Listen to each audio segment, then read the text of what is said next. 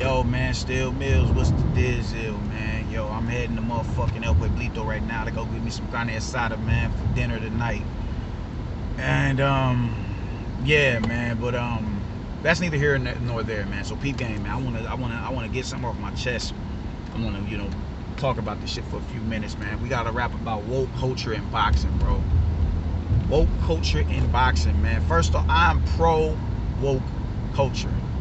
I'm definitely pro woke culture because it forces you to step outside of your paradigm and take, you know what I'm saying, and digest what others are saying. Certain truths that may not have been exposed to you when you first came down, when you first got hip to whatever it is you was getting hip to.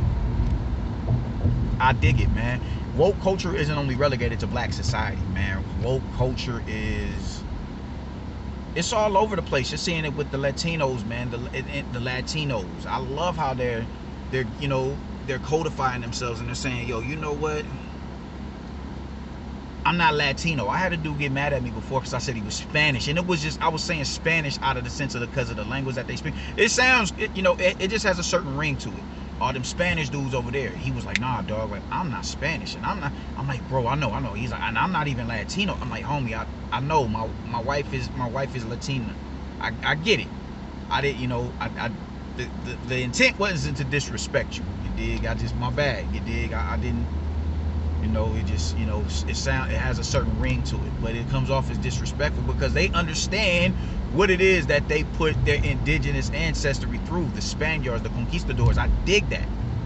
I honestly dig that. I dig the fact that they're starting to become aware that, yo, man, we were First Nations people. We were the indigenous people. We were the aboriginal people of this land. We have rights to this land.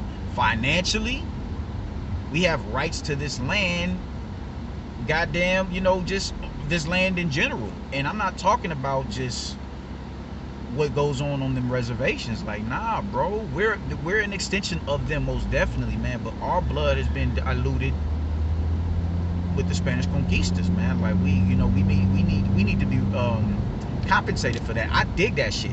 Even with gays, I'm not pro LGBTQ. I'm actually very standoffish with the LGBTQ as far as the policy pushers, people who, they write up the policies and they enforce the policy. I'm definitely not favorable of them. However, I do understand, but I'm no. I'm not pro, but I'm not anti. Let me say that.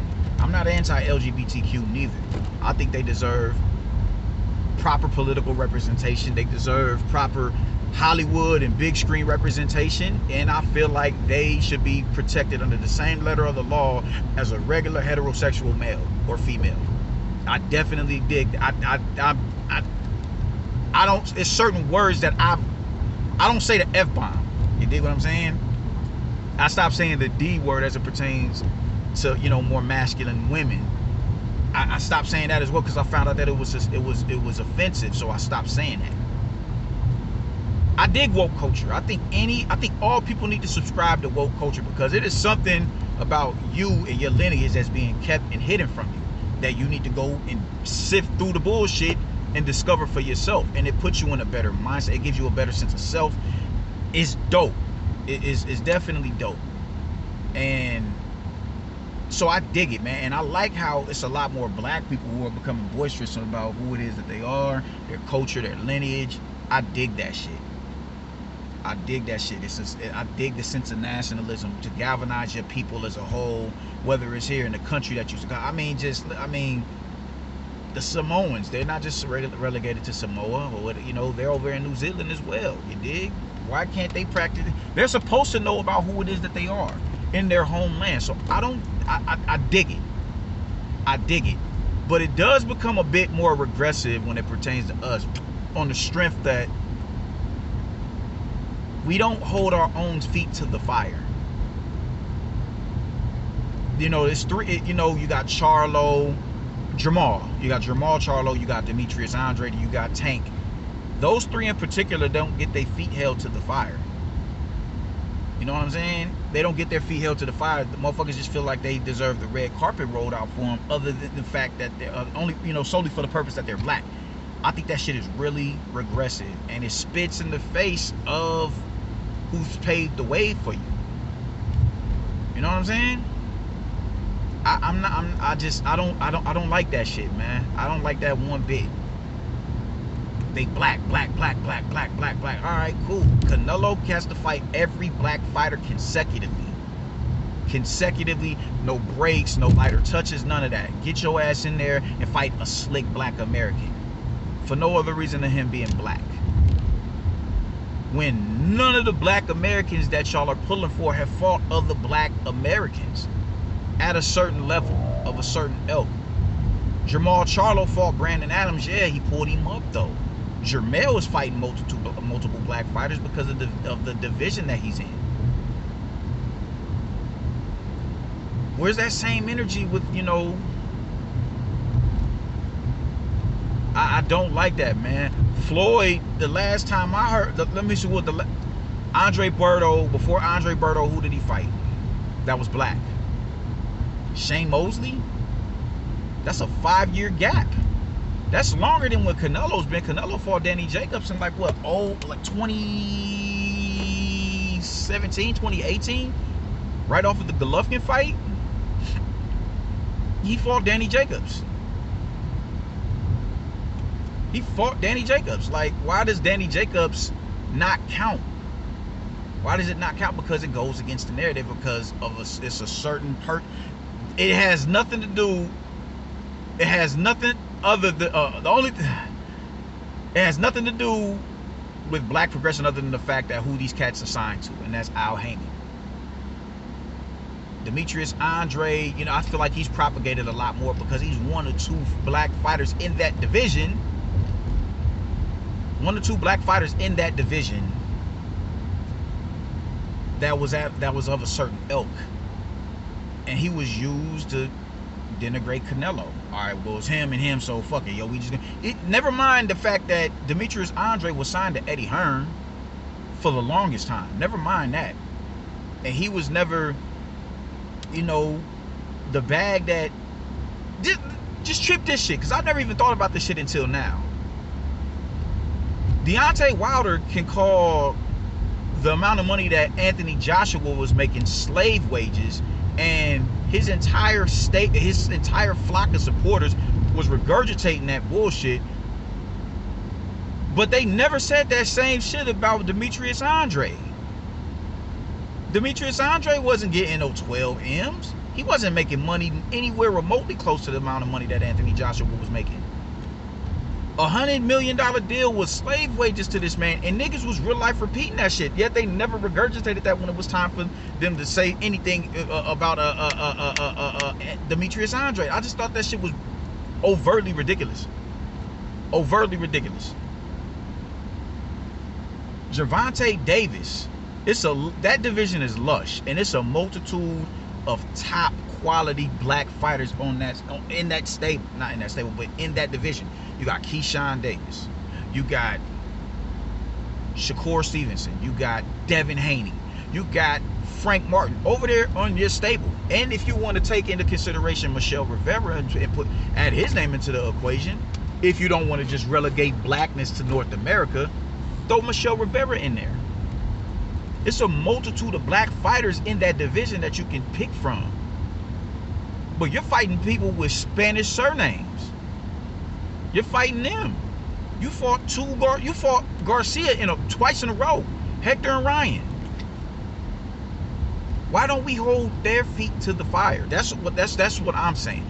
That's when it becomes a lot more destructive than constructive. That right there. That's when it's like, all right, bro, really? So we just really not going, you just not gonna fight these dudes, huh? That's what I'm talking about. That's when it becomes problematic. That's when it becomes problematic. I don't like when we point the finger and place blame any and everywhere else, but when it's time for us to be introspective, we're completely disenchanted with the thought of that. Like we shouldn't have to fight who it is that we shouldn't have to fight each other, even though we make for the most compelling fights. I seen a dude, he knows his sport, say he was impartial to the thought of Jermall and Demetrius Andre fighting each other, clashing in a potential classic because he was don't make them. Y'all don't need to fight each other to lobby for a spot to fight Canelo. And I just thought that was ridiculous because it's not like it's a team sport. My team is my promotional team. That's my squadron right there. That's my squadron. That's my squadron.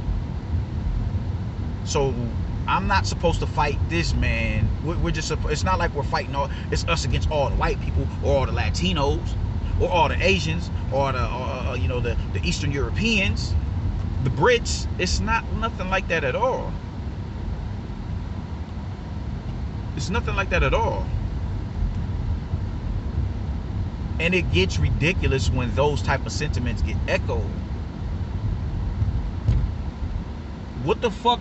You think Sugar Ray Leonard's career, or his illustrious career, and Hagler and Hearn's illustrious career would have been what it was had they not got in there and ran that shit with each other? So you will roadblock them two individuals from getting in the ring with each other and potentially making a classic that will be remembered through the annals of time. You got to think, man, Marvin Hagler's passed. He's passed away. That fight with Sugar Ray Leonard, his fight with Tommy Hearns, that's going to be remembered as long as the sport of boxing exists.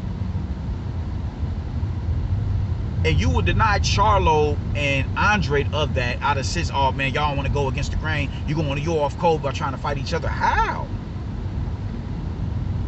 This is what I mean by regressive. And when you fight each other, you put yourself in a position where now you can force the hand of a motherfucker that you're saying is ducking. You can force their hand. Canelo don't want to fight. He ducking. He running. Okay, well, who did you fight? Man, he beat Charlo. He beat Andre. Now it's impossible to ignore a victory like that. It's impossible. There's no way around it. There's no way you could justify him not fighting that individual right there. Because that's a reputable name on his resume. But you would ignore all of that shit. All that shit is irrelevant because of this sense of really immature sense of nationalism that you dudes have. Demetrius Andre was propagated because he was strict. He was simply, he was one of two dudes in the division, black dudes at middleweight. Even though they had all that wild shit to say about fucking Eddie Hearn and Anthony Joshua, I just thought that was ridiculous.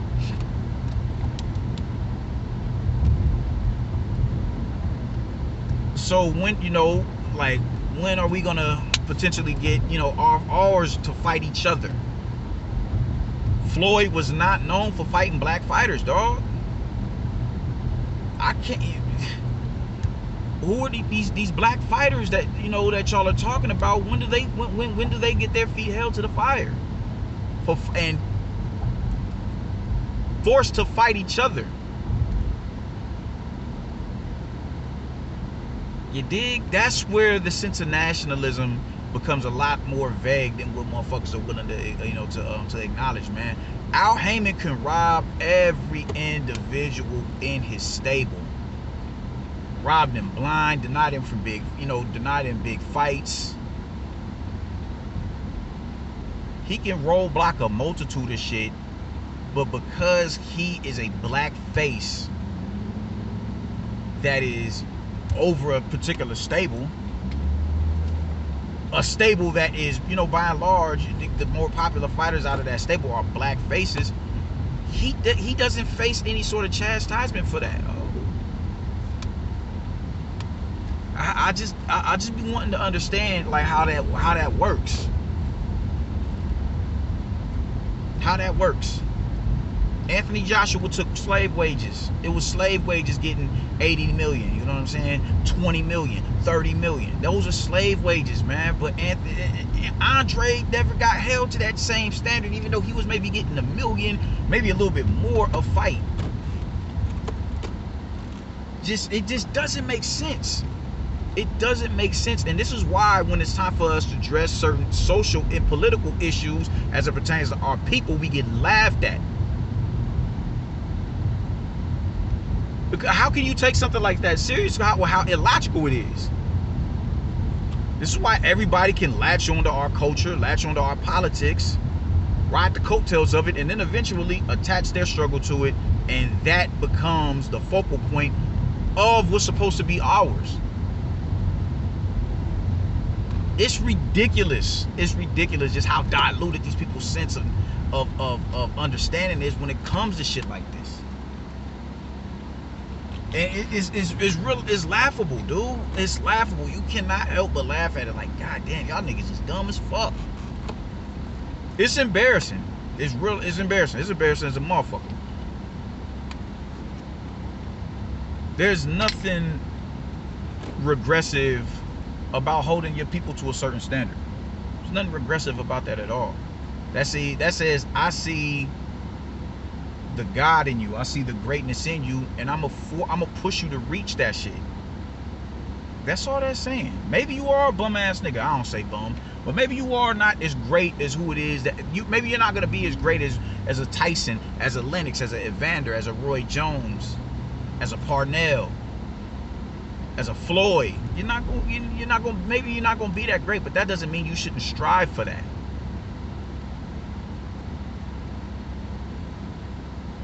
There's a multitude of fighters that Charlo and Andre could have fought to force the hand of a Canelo Alvarez, so where he wouldn't have, it would have been, it'd have been acceptable for him to continue to cut down and fight y'all at 160 pounds.